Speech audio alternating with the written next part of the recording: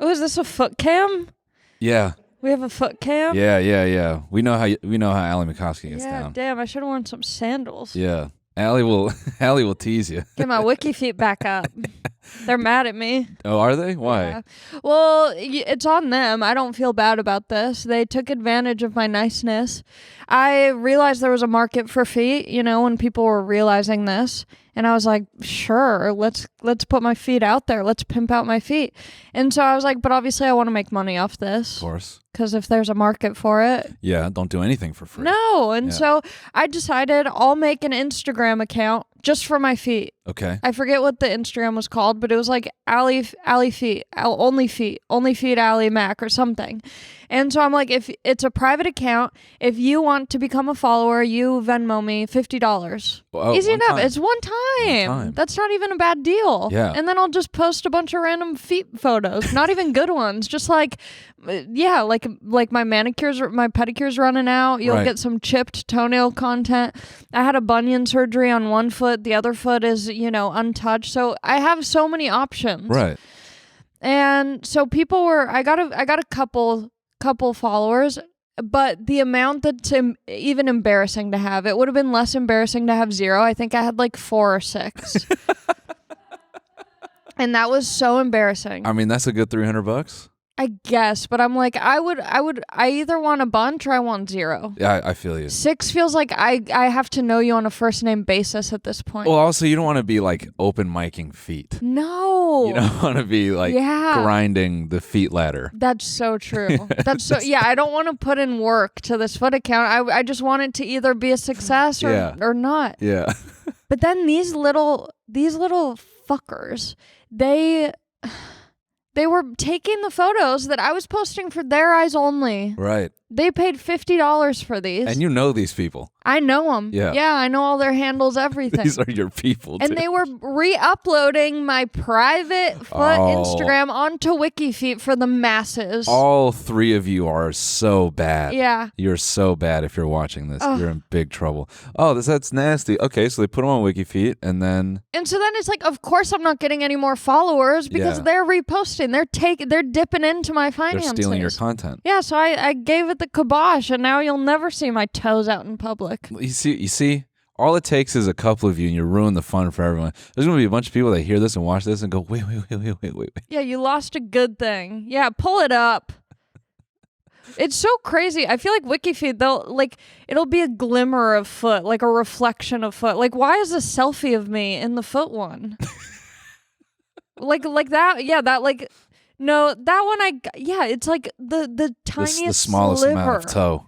And they're just creaming. Yeah, it doesn't take. I think if you're a foot person, what's this? Well, it's one glimpse of foot. Great selfie, by the way. Wow. I think maybe it's because maybe it's one of those when you're into feet, you just like seeing them in action. And maybe it's like even more exciting that the foot is so far away and not the main focus of the shot. Yes, because this is the tease version of feet content where it's like I don't get all the toe. I gotta kind of like work off. It's a scavenger hunt. Yeah. I'm the Where's Waldo? Yeah. I'm the Where's Waldo of feet pics. Where's Waldo? They're hunting through all my photos. It's like the way that women love murder shows. These guys love like a foot, a rogue foot in the wild. Just a couple dogs out. Yeah. Yeah. I think they. Definitely heel designers and shoe designers know this because whenever a shoe is designed to just poke out just a couple toes, I feel like, that's the lingerie for the foot guy. Yeah, that's so true. Just like a little, you get a peek, but not all.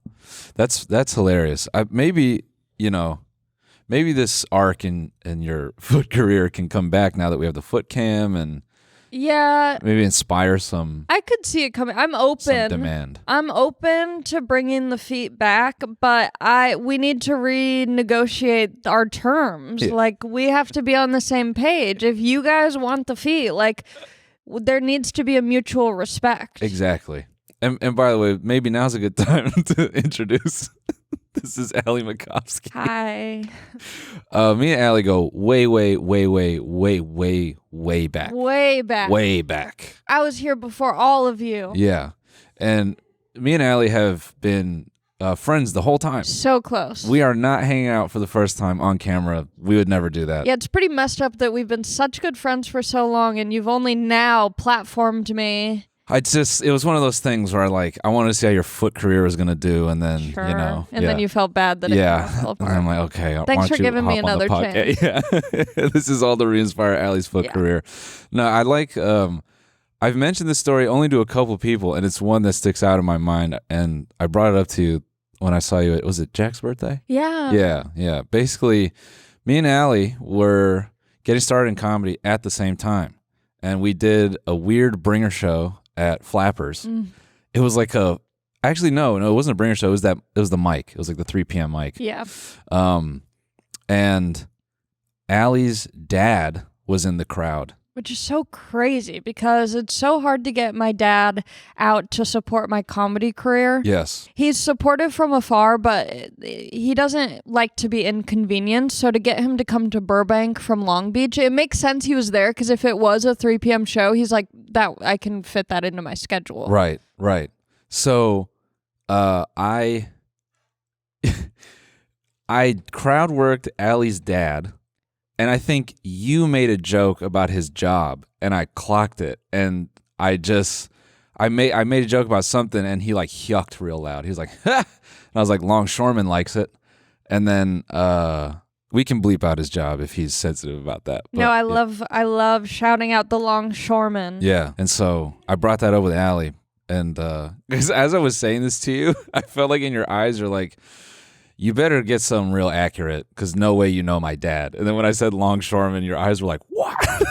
Well, I have such a bad memory that when you were saying this, I'm like, I feel like you're making this up. Like, I just couldn't imagine this scenario.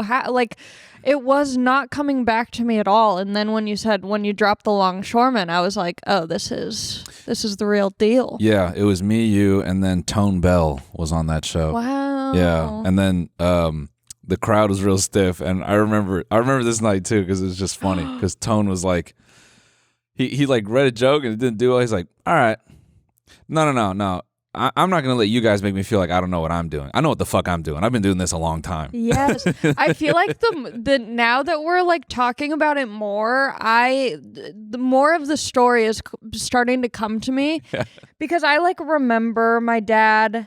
I like literally now remember the day because I was living with my aunt at the time, I believe. Okay. And my dad had come to visit me.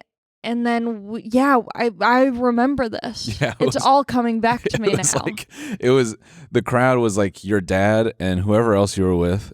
And then my wife, her cousin, and a couple of her friends were visiting from England. Okay. And then I think there were maybe like a couple other comics, and like that was it. It's so funny that you were doing crowd work at an open mic. Yeah, was always funny to me with stand-up was I was way more comfortable talking to a crowd than saying my own material. Always. Yeah. You're ahead of the curve. Yeah, clearly I was, I just did it too early. It is pretty crazy now, though. I was just thinking about this last night. Now comics who are starting, it's like so in the front of their brain to work on crowd work that I like overheard some younger comic being like, oh, I got to go to this mic so I can practice my crowd work. No and I'm like, shot. No, that's not. No shot. That's really funny though. Yeah. Yeah. It's so wild. It is really wild. Yeah. And I'm trying to do the opposite. Yeah. Interesting. Yeah. I try not to say too much to the crowd anymore. Yeah. How does the crowd feel about this? I think they're cool. I mean, sometimes, I definitely give in, but I try to make it like a friend, like this is for us. Yeah. Like I always preface to someone, I'm like, I'm not posting this on TikTok. And then that always like relaxes the room. And then you're like, psych. Yeah, psych. I'm using it. And see you on the feed tomorrow. Yeah, get owned. I saw a dude at my show this weekend, or one of the shows this weekend, he goes, I asked him just a genuine question. I was like, you from the Midwest? Just because like his demeanor. And he's like, oh man, are we doing this? I don't want to be online. And I go, oh no, we're not. I'm just genuinely asking you. Yeah. And then he goes, oh yeah. And then we like laughed about a couple things and I just moved on. But I don't know. I always like, this is not related, but I always feel the need, if someone's like real stoic in the front, I don't feel the need to like make fun of them for not laughing, but I always feel the need to like figure them out. Totally. Yeah. Yeah, you're like, it's like, I just want to know your story. Yeah. Like what is your brought you vibe? here tonight? Yes. Why do you not laugh? Yeah. What happened today? Yeah. Are you okay? Yeah. But then I'll notice sometimes I'm like, I'll start talking to someone, and then I'm like, I can kind of feel the rest of the audience being like, come on, like move on. Yeah. And then I'll just immediately be like, okay, I'm over you. Yeah. Sorry. Yeah. This interaction's over. Yeah. No, we don't have to get too meta about stand-up, but it is funny that people are thinking that like they think they need to practice it. Yeah. No, you don't have to. No. Just put that out there. Yeah, if you know how to have a conversation, you'll be able to talk to people in the audience if you need to. If you've ever talked to someone one-on-one before, I think you'll get the hang of it. Yeah, you'll be solid. Well, because I guess what people, and you know what? I am going to make this a bit meta. Okay, go for it, yeah. I think sometimes, well, and also, like, I feel like I'm sure the people who listen to your podcast and watch your podcast, they see crowd work on their 100%, timeline. 100%. And I think sometimes, and I'm sure there's people who want to do comedy, whatever. But I think there's this idea that it has to be funny from the jump. Yeah. And I think oftentimes, like, I'm never talking to someone hoping that I'm going to, like, get them or, like, have this big moment. I'm like, no, eventually it will be funny. Yeah. Because people have funny, weird lives. Yeah. And so if I'm just genuinely curious about this person and talking to them, something funny eventually will happen. I agree. And if not, like, okay, sorry, that was boring. Moving on. I think that's a really, really mature and level way to look at it. Yeah, I'm kind of a genius.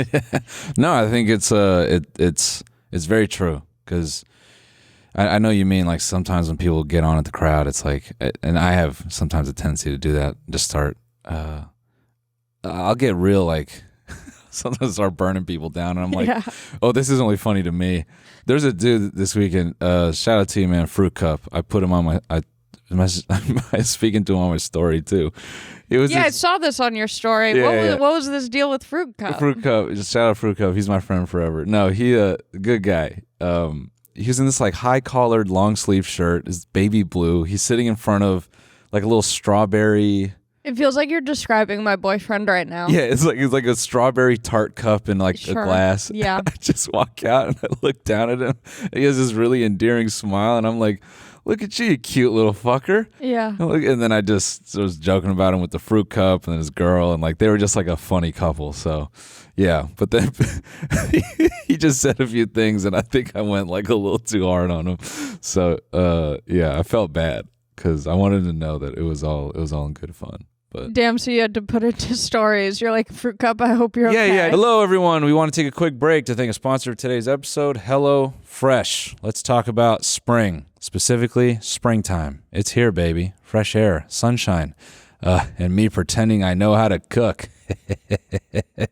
Thankfully, HelloFresh is here to save me from eating cereal for dinner again.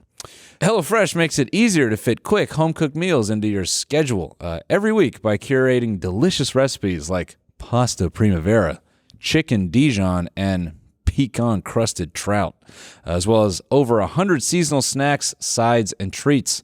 In 2025, HelloFresh is bringing customers even more convenience without compromising on taste, health, or homemade quality. Their new ready-made meals offer chef-crafted, flavorful dishes that are ready in just 3 minutes, so you can dig in and get outside, get work done, and get some me time. Every HelloFresh meal uses high-quality ingredients, including seasonal, fresh produce and proteins that travel from the farm to your doorstep. They also have flexible deliveries that you can pause or skip when you need. HelloFresh is great. They basically hand you everything you need, dummy-proof style. If you ever ordered HelloFresh, you know how easy it is.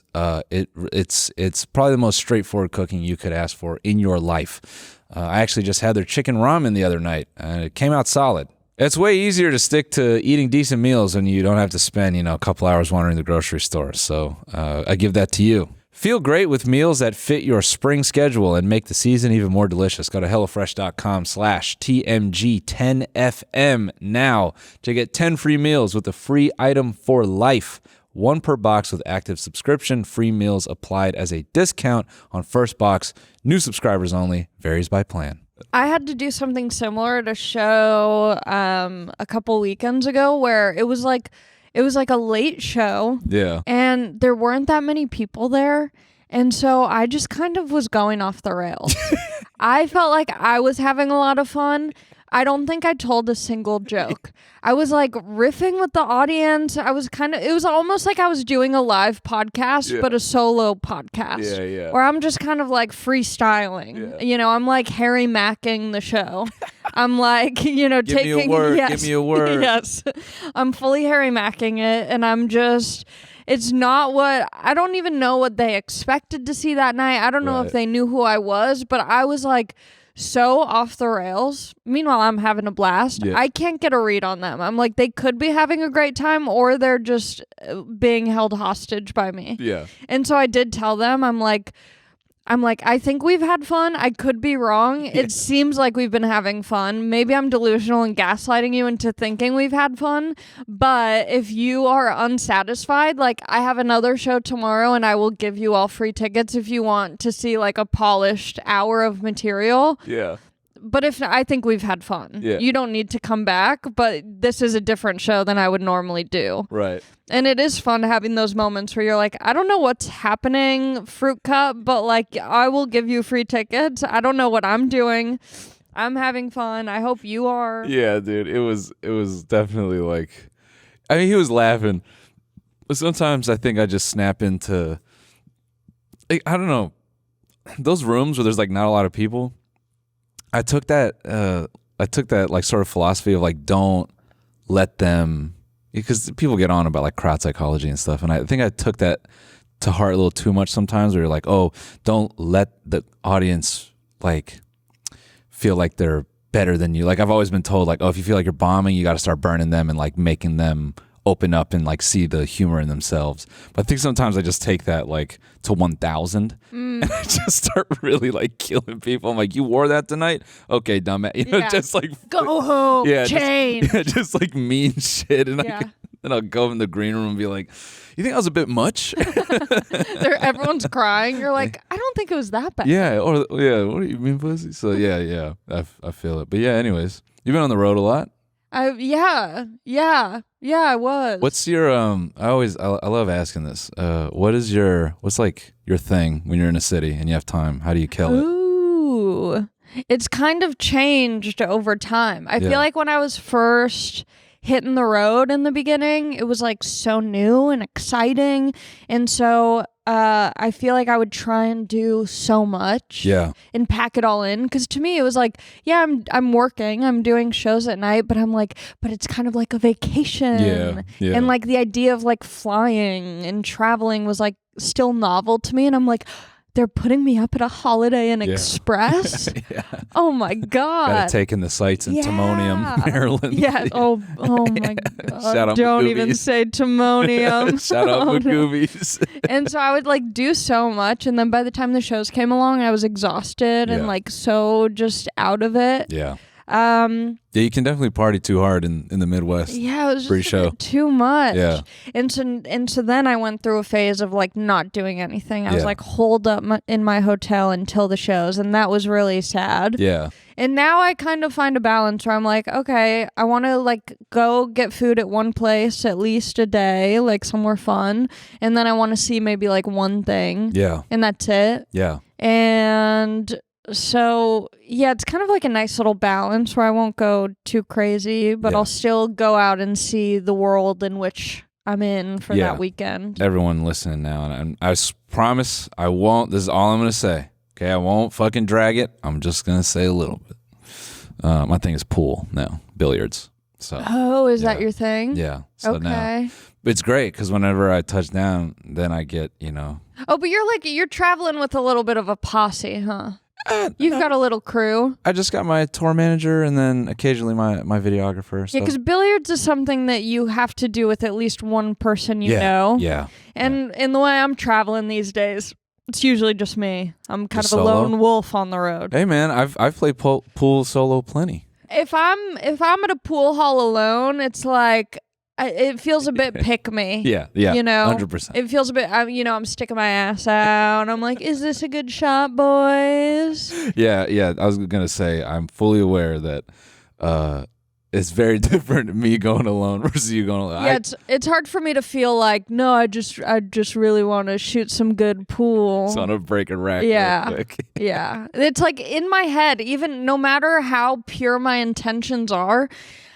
As soon as I step into a pool hall, I've entered a movie set and I'm the main character. Of course. I'm at a honky tonk. I'm a big city girl in a small town. Yeah. You know, and all what the do guys I do are like, with all these damn wood sticks? And all the guys are like, what's she doing here? And they're like, we can show her something. And I'm like, me? You know, it's hard for me not to become performative at a pool hall. Right. I snap into character. Would you say you act dumber or smarter on the table? A little bit of both. I've got kind of a hustle mentality. I walk in being like, oh, how do you even hold it? And then suddenly I'm kind of shooting and all the guys are like, whoa, she's better than we thought. God damn, she bought 2 balls on a break.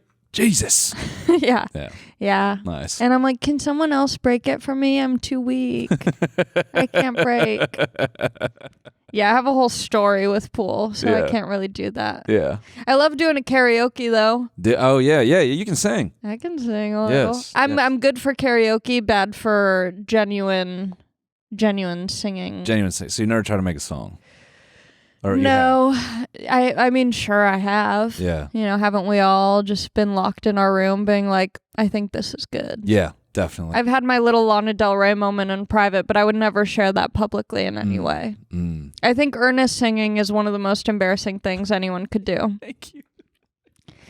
That's why I can like put it under the guise of karaoke. Yes. Because if someone happens to think I'm good at karaoke, I'm like, no, I'm goofing around. Yeah. But then there's a whole art to karaoke. I don't know why I feel you the same way. Like earnest singing, like in public, makes my body hurt. Oh, I don't know why. It just does. I get the shivers. Yeah, it just fucks me up. Oh, I hate it. Even like a good singer. Yeah. Well, like Ed Sheeran's doing all these damn pop-ups. For all I know, he could be behind this green screen putting on a private show. He's everywhere doing these little pop-ups. And even if I were to see Ed Sheeran, I'd be like, stop. Yeah, stop. Please don't make eye contact with me. That was the worst part for me with the whole, ladies in space. Oh. Because everyone was on their head, and the part that hurt me the most was when I didn't even hear her do it. I just read it. Yeah, what a wonderful world. Yeah, that to me was like, oh. I love it. Send them back to space. We should do a weekly. And the fact that some people are like, oh, it was fake. They didn't even go. You think they're going to lie about an 11-minute space travel? Like, no one's lying about 11 minutes in space. Yeah. Also, wasn't, what's her name? Gayle King? Yeah. Weren't people saying, like, post-flight? Because I didn't consume too much of the media, like the actual videos of it. But I thought people were saying post-flight, like, she looked like fucked up. Or maybe pre-flight, she was shitting it. She was just not in character. Terrified. Yeah. Yeah, she was fully horrified. Yeah, that's enough to tell you. And even William Shatner, when he did it, his post-flight speech is like, that sticks out in my mind a lot. Everyone's giving him shit. I suppose if someone were to approach me, I can't say I would do any different. Yeah. Everyone's like, oh, why would you do that? It's such a bad look. If someone were like, do you want to go to space for 11 minutes? Damn right. It's probably the best way to go to space. And I'm going to be just as cringy, if not more, than Katy Perry. Yeah. I totally understand her logic. Like, I totally get, like, overestimating how cool something's going to be. Like, her bringing the Daisy, announcing her set list for her tour. I'm like, this is going to break the internet. And she was right, but not for the... Like, I so relate. Yeah. Like, you'd say that's you. Yeah, and it's like everyone, let her be cringe. Everyone's trying to be too self-aware and like, kind of perfectly curating themselves. And it's like, let a bitch be bad. Yeah. Okay. Let a bitch be cringe. Yeah. It's embarrassing. Sure, there's a lot of problems in the world. What's Katy Perry gonna do to solve them? I mean, for all we know, her sweet, sweet voice is... Maybe the tunes, some, there's some bad shit going on in the world, but but some people just put it in, and it's her voice. It is weird we didn't get that clip because there is the video of her putting the daisy up and kind of like looking in the I camera. have to Like, say that shot, she looks yacked out. Yeah. Like she's just like, she looks crazy. we need to release the footage of her singing. Yeah. Well, I would love that. Because everyone's like, we need to declassify the documents about the aliens, and it's like, no, we need to declassify the video. Declassify Katy Perry singing "What a Wonderful World." And maybe it'll be so good that now the press will kind of flip back and be like, you know what, that was actually beautiful. We're a bit mean, dude. This is so funny to me. I want one of those spacesuits. We can make that happen. Body would be tea. We have a suit guy on. You got a suit guy? Yeah, I wouldn't be surprised. You got everything. You got 3 fridges. I love it here. Yeah, fridges is how you establish podcast dominance. Yeah. Yeah, you got one for like just water, one for all the sponsored drinks. And then just alcohol. Yeah, I love it. Yeah, people were mad at the girls. We won't talk about this too long, but it is just funny. I love it. I support women doing dumb shit. Did we know how much this costed? That's been just lingering in my mind, how much the flight cost. I think a lot, but it's all, for the promotion of Daddy Bezos. Yeah, of course. So, I think he's kind of I don't know is this taxpayer money? Everyone's concerned with taxpayer money. I'm like, you know what? I pay my taxes. Wherever it goes, it goes. It's none of my business. It feels like gambling. Yeah. I'm like, I know every year I'm going to give a certain amount to the government. What they do with that is none of my business. I'm just happy to be at the table. The government is getting its allowance. Yeah, exactly. That's how I feel when I'm gambling. I'm always like, I know I'm losing this. I'm not going to make anything back, but I enjoy being at the casino. That's fair. So, have fun, Morongo. Yeah. Oh, dude, I haven't been there in a while. I miss it. You got to do some casino gigs. Yeah. Tell your agents, put it on the calendar. I mean, I've heard all the war stories. It's fun. I love a casino gig. Yeah. Are they just, everyone tells me they're just hammered.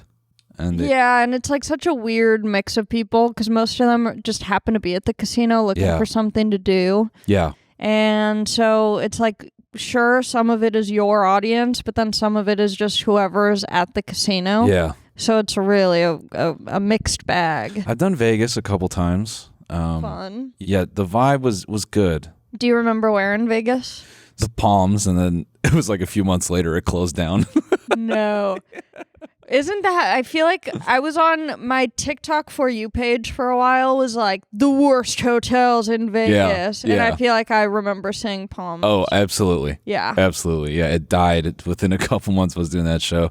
And then I did House of Blues, but that wasn't really in a casino. Yeah, that sounds nice. Yeah. It was okay. The stage is like super high, so the front row was legitimately like the back of their head connected to the top of their back. Yeah, it was fucked up. Do you like Vegas? Do you like going to Vegas, like just as a visitor? As someone burning money? Yeah, I definitely have fun there. Yeah. Are you a Vegas person? Yeah. I love Vegas for the same reasons why I love Florida. Uh-huh. I just love seeing people in kind of their worst element, like their most like unadulterated, unfiltered version of themselves. Yeah. It's kind of like have you seen the movie WALL-E? Yes. You got a baby. Yeah. WALL-E. I love the movie WALL-E, and I love all the big fat people in the spaceships. Yes. That's like, I want to go on the WALL-E cruise. Yeah. I just want to see people sucking down their little slushies in their recliners, not moving. Like, that is a dream to me. Yeah. I feel you on the people watching is awesome. It's so fun. We got a friend who he like always points out the funniest shit in that if someone's like walking by like sipping like a Fat Tuesday, he'll point at them and go, oh, look at all that green. It's just in their mouth right now. Like he has these like really like specific thoughts about what people are consuming. Like he's always just quick to point out and be like, look at that guy's hot dog. Yeah. It's like it'll be like that's coming out of his hole later. Like he'll just say shit like that. It always spins me out. But Vegas is like, I always get really overwhelmed by how just the amount of letting loose. Yeah. Like I have this really distinct memory of walking through the Aria, and I forgot who, but like some celebrity had just like brushed past the crowd and everyone is freaking out. Yeah. And then seconds after that, a dude is getting walked around by like his dom, like he's in like a leash. Yes. And he's getting dragged around, and it was like this big like amoeba of people going, yo, that's the guy, and then all turning to him and being like, yo, what the fuck? That was yeah. I think it's nice too because like especially living in LA or just living anywhere really, it's like everyone in LA is so like manicured and like They are. beautiful and They really like are. just kind of everyone like fits the mold of who they're supposed to be. Can I tangent just for a second? Please. Okay. So, you know how people say like everyone in LA is very attractive and Yeah. hot people move here, whatever. Uh-huh. I've always held the belief that if you're from LA, like let's say, I don't know, Orange County, and then you go. Well, then that's not LA. That's true. That's not LA. But if you're from Southern California, Yeah. let's just make it more broad.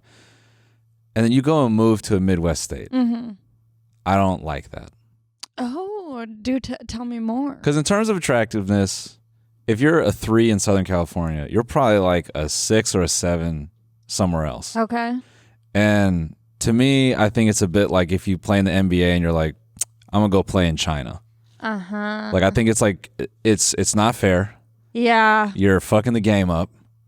Just stay here. Yeah, you're like ruining it for all the Fuggo Yes. people in the Midwest Yeah. who had a chance. Be a hot 3 here. Yeah. And don't start, muddying up the waters. Don't go move into fucking, well, I wanted to move to Kansas City for a slower life. Knock that shit off. Yeah. Because you know what you're doing. You want to go there because you're hotter. Stealing jobs. You're stealing jobs. Yeah. You're stealing partners, all that. Uh-huh. I just think you're trying to do it on easy mode. I've long held that belief. Wow, interesting. Yeah. I get that. Yeah. It's a weird position to take. But Yeah. it has nothing to do with what you're about I to say. love that you're very concerned about the people in the Midwest. Oh, yeah. You're like, they need love. They deserve love. They do. And you're taking it from them. I 1,000% agree with your that. ugly Southern California looks being hot in Milwaukee. Don't go suddenly, because all right, LA is different. Anytime we have a friend that visits from the Midwest or South or some shit, they always comment on like, man, everyone's just doing activities here. Because, they have weather. Yeah. Out here, people just go running no matter what, half naked. It's like, that's just like what we do. We're always like trying to be in shape. People don't do that in the Midwest. Yeah. Gets cold, I'm staying inside, I'm eating a lot. Yeah, they're getting good at board games out there. I'm putting 20 on. Everyone in the Midwest knows the craziest board games that you've never heard of. It's so crazy. Taylor, is that true? Yes, everyone knows games. Like there's always there's like literally businesses for board games. Yeah. Oh yeah, you find yourself a good board game cafe. Yeah. In the Midwest, dude. I'm in my Midwest era right now, I would say. Okay. Where I'm trying to bring the simple, slow life to my Los Angeles life. I think that's good. I'm learning how to play Catan. I love it. I might even get into Dungeons and Dragons at some point. Yeah. I'm trying to do indoor activities. Yeah. Well, that's what I'm on. We have suggestions for a few. And listen, all my Midwesterners, I'm not saying you're uggos, okay? I'm not saying you're beat. What I'm saying is people here who somehow through sheer networking get a workout regimen from Kanye's ex trainer, and now they have that, and they're like, oh yeah, I just don't eat anymore. I met this guy, he gives me ashwagandha and I skip a meal, and they have all these cheat codes for personal looks. All right. I know, and in a Midwest lifestyle, y'all ain't doing that because you're living right. Yeah. You're eating God's food. Yes. God, I love the Midwest. I love the South. I love being on the road and going to a Waffle House and getting a big old nasty plate of food and sucking it down. I hope you're not being ironic because I swear to God. There's like when Morgan Wallen posted on his story, "Get me to God's country." I'm like, hell yes, brother. Get me to the Waffle That's House. how I feel when I start booking tour dates. I'm like, please get me to God's country. Get me out of Los Angeles. I can't eat another quinoa bowl. Please.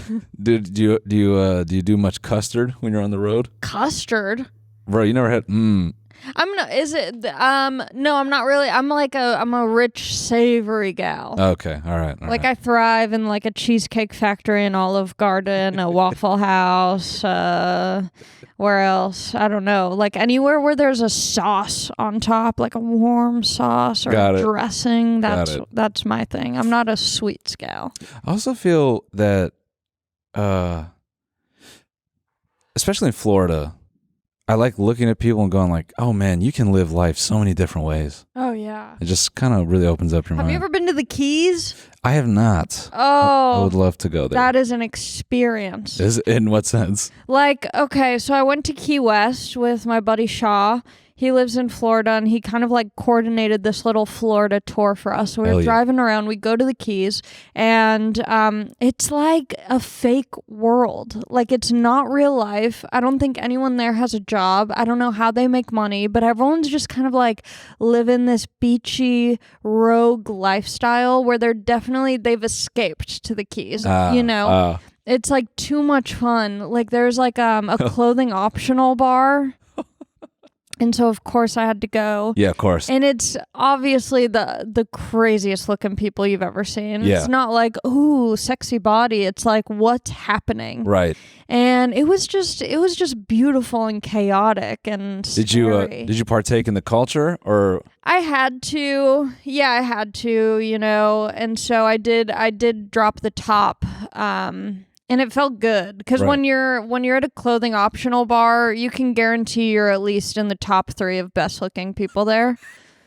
You know what I mean? It's like I felt like a Victoria's Secret model. Right. I was like, oh my God, I'm so sexy.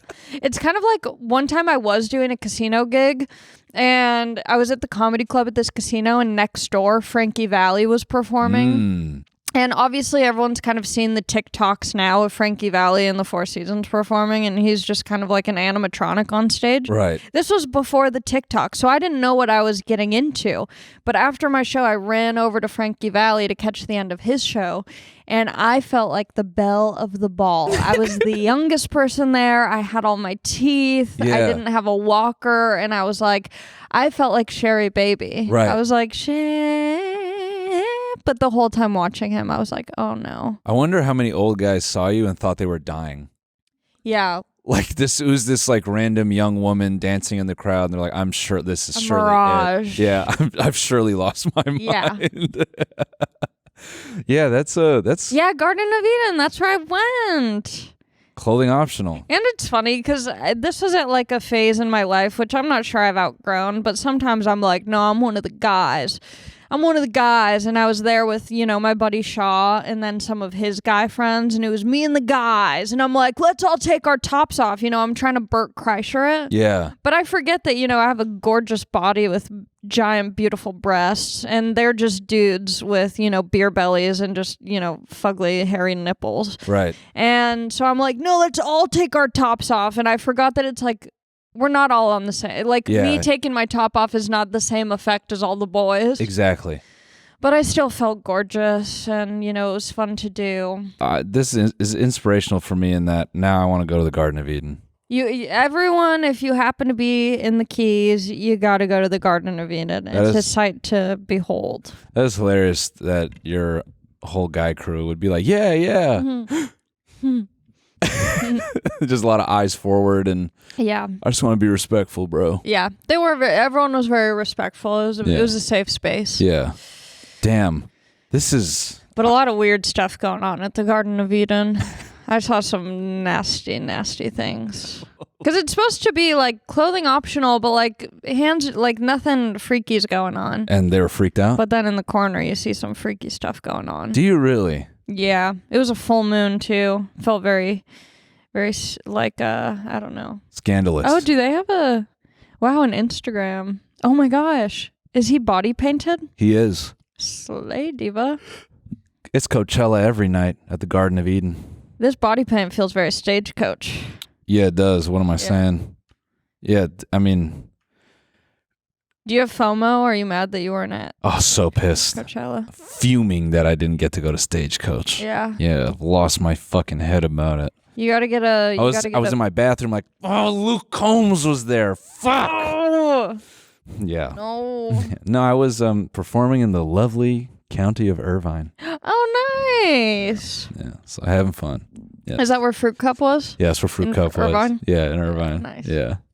Where else would you find a Fruit Cup? All my gay followers were like, LOL, bro, you can't call us this. And I was like, and I had a lot of straight dudes messaging me basically wanting to be Fruit Cup. What do you mean? They were like trying to be ironic. They're like, thanks, bro. I love you too. And I'm like, yeah. You want to be my Fruit Cup? You can Okay. be my little Fruit Cup. You my little Fruit Cup.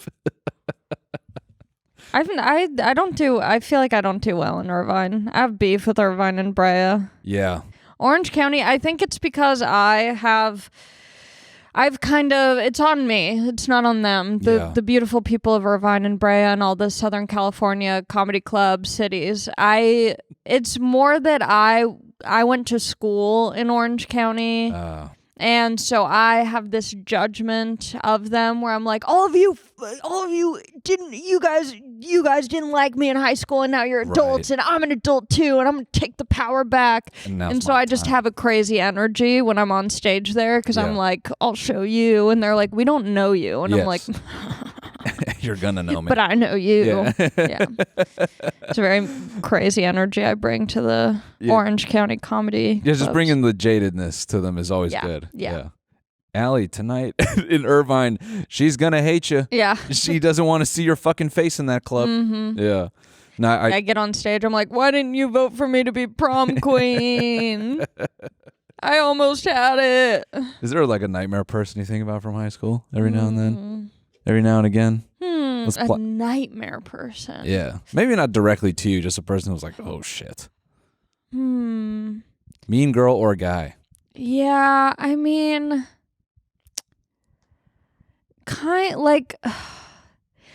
just like everyone in general. I mean, it's hard to say. I didn't have any sort of like op. There wasn't sort of like direct op. It was kind of like I just had this chip on my shoulder where I'm like, you know what? Fuck all of you. Yeah. But not for any good reason. I think it's just that high school energy of like, you guys don't really see me for who I am and my pure talent and brilliantness. So F you. And it's Irvine, so they're like, okay. Yeah, and the funny thing is, I went to high school in like Los Alamitos, which is like very far from Irvine and a very different vibe, but still I'm like holding on to this thing where I'm like, no, it spreads, it travels. It's a disease. Yeah, but I do, some of my high school friends are going to come to my show this week, and so it's very funny when like people from high school come to see me. Yeah. Because I'm like, hi guys. Yeah. My friend told me, she goes, yeah, we all called you Anal Alley. And I was like, she's like, yeah, we all thought that you did that. Like we all thought that you were like the first one to do it. And I'm like, well, where did this come from? Like, is it just because the name sounds good, or was there an inciting incident that made you believe this? Really funny. It was just a kid who is just like kind of just a smart ass. He's like, I don't know, that's what I heard. Yeah. And that's all it took. And then, enough time had passed where I'm like, I don't care at this point. Yeah. But it did make me wonder. I'm like, how was this going around unbeknownst to me? Well, then that just makes you question anyone you've ever spoken to. I know. Now I'm like, does everyone from high school have this like knowledge in the back of their head? Like, oh, I think wasn't she the first one to do anal? Yeah. There's just two guys that started some weird tech company in Irvine, and they're like, you remember Allie Oh yeah, Anal Allie, yeah.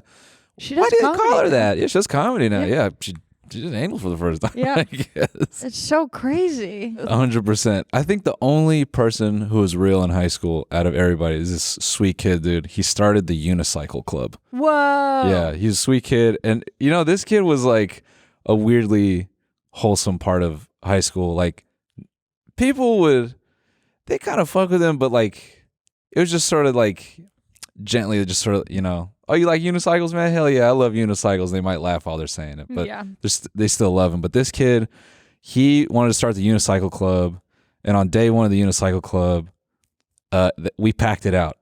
It was like 300 people in that room, and they're like, tell us about it.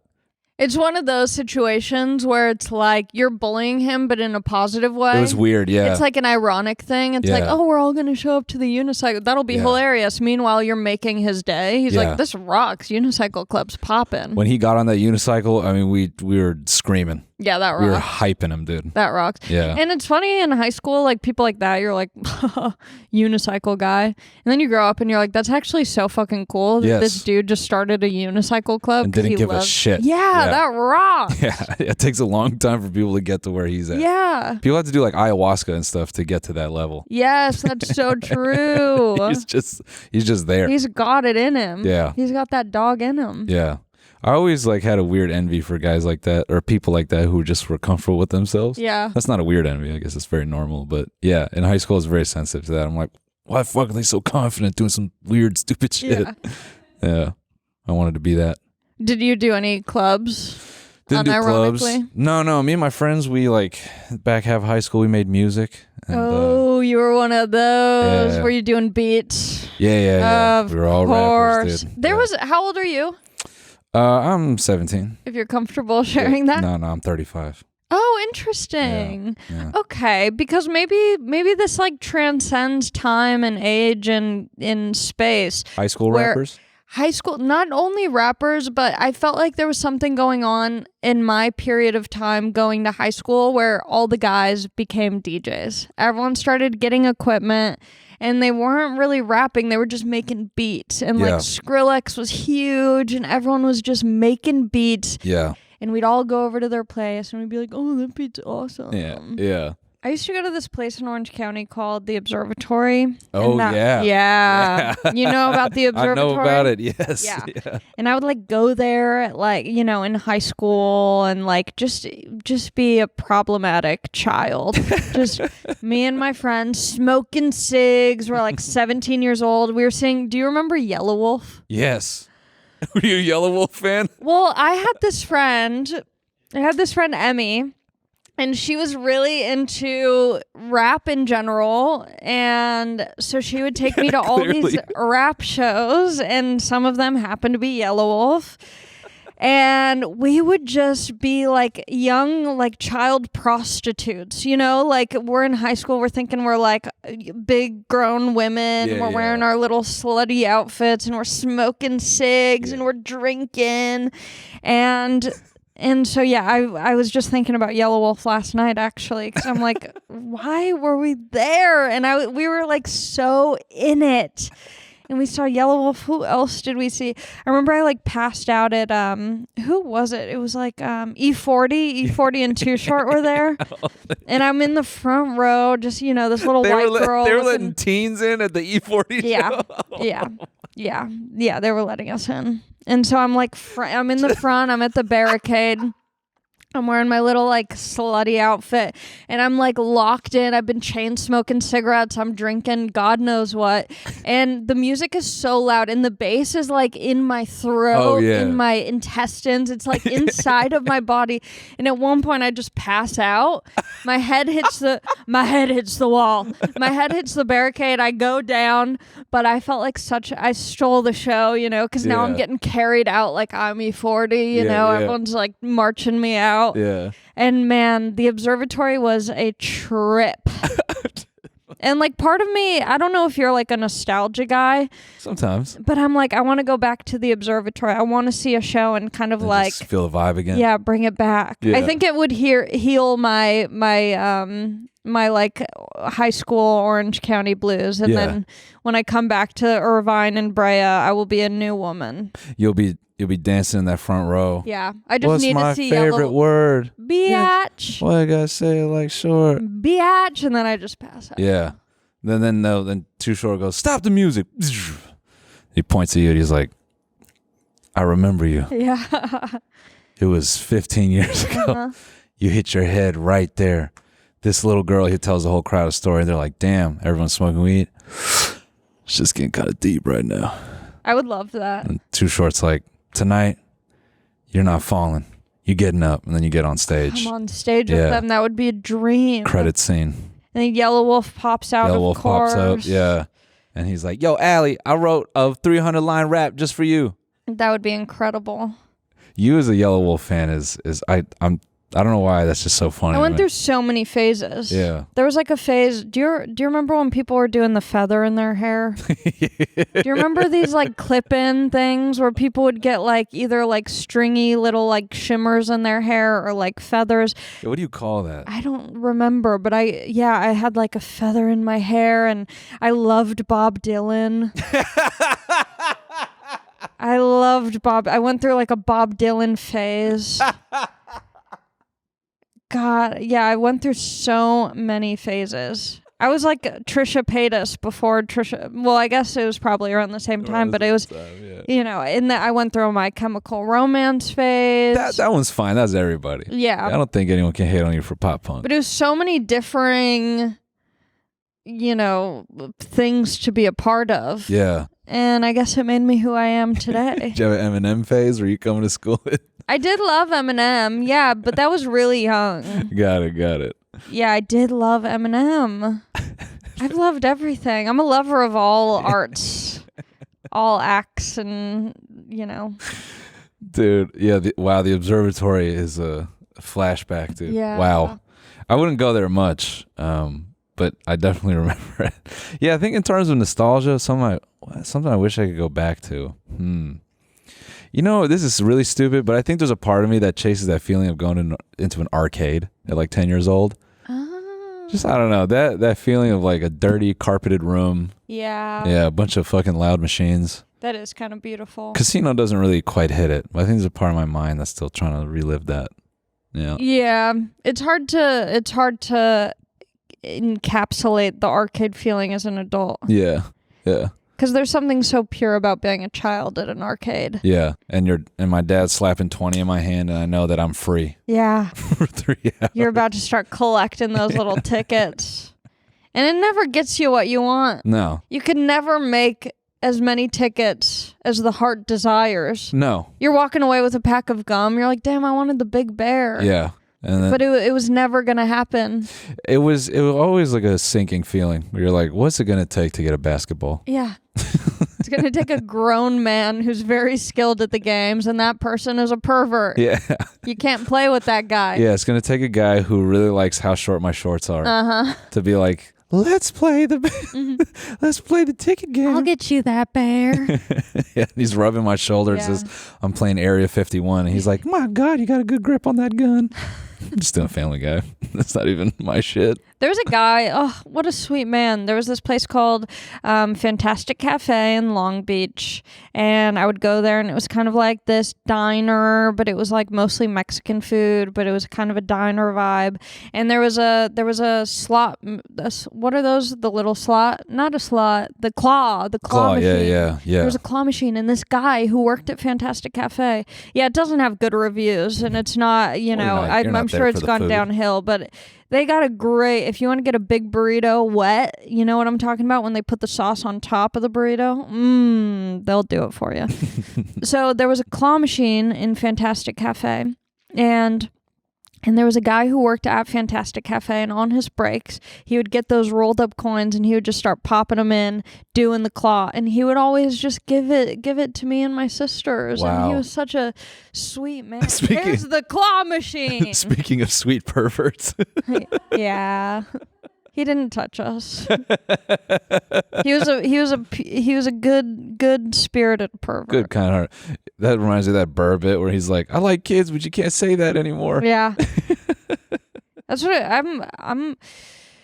was at a coffee shop the other day, and there was a baby in there, and I'm just staring at the baby. And when I walked in, the baby's in eyesight. The baby's to my left with its mom.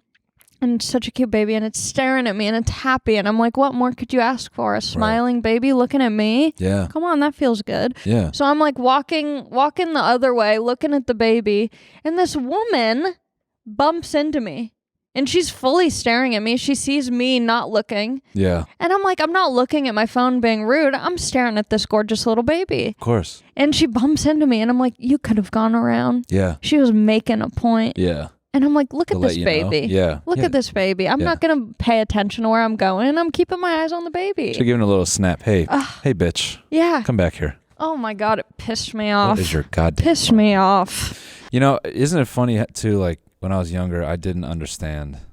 Well, obviously now that I have a kid, I get it, but I did not understand people. You know, like when a baby's looking at you, I don't understand people freaking out about it. But now I have appreciation for it. If a baby's happy. But do you feel that way about other babies, or is it only your baby? No. Other children now, I'm obviously much more empathetic towards, and yeah. I love a damn baby. Yeah, dude, it's pretty awesome. The hard thing is, my favorite is like baby. Like now my nieces are getting a little bit older, and I love it because they're so fun and they're my nieces and stuff. But a stranger, like a stranger's child, if they're a little bit older, I lose interest. I just love a little baby being all dopey and having no teeth. It's so the no cute. teeth is the best. Yeah. Yeah, I love my son. They look like old men. They just do. like, you know. Yeah, I don't want my son to get teeth yet. Yeah, how old is he? Only getting on 6 months now. Oh, yeah, that's the best. Yeah, little gummy smile. Yeah, because then they start getting annoying and being like, I don't want to do that. Yeah. I want to watch Miss Rachel. She's the devil. She's the devil. Thank you. No Miss Rachel in this house. I have beef with Miss Rachel. Pull up Miss Rachel. Let's look at this. Pull up this bitch in her fucking overalls. You know why I hate her? Because my nieces love her. They love her so much, and they don't give me the time of day. And I'm their aunt. She is a stranger on YouTube. She is a content creator. Yeah. Okay? This ain't even like a sanctioned television TV show. This ain't Steve. No. Okay? No. She's just at her house pulling up a tripod and a ring light like any influencer. And my nieces look up to her. I'm like, this is crazy. I love my nieces. Miss Rachel doesn't know their names or their birthdays. I do. And they're like, give me the girl in the overalls. I'm like, she's an adult woman, okay? I've never beef. seen a Miss Rachel video, ever. We're beefing. Ugh, she's pissing me off. Well, there's going to be no Miss Rachel in my house. Yeah, good, because... It's going to be me in the overalls. Do it, I'm in the overalls teaching the ABCs. It's so annoying. I'm like, because my nieces and stuff, they don't live near me. My sisters live far away, and so I don't get to see them often, but they get to see Miss Rachel as much as they want to. Which is disgusting. So they love her, and they can't stand me. Anytime I'm on FaceTime with them, they're just hanging up on me constantly. This week on the bonus. And now something for the adults. I'm slamming my balls in a mailbox. Danny, why are you saying that? My son's nuts freaked out my wife for a while. The clown made one of the mom's bras come off. Watch the full episode by signing up for a membership at tmgstudios.net.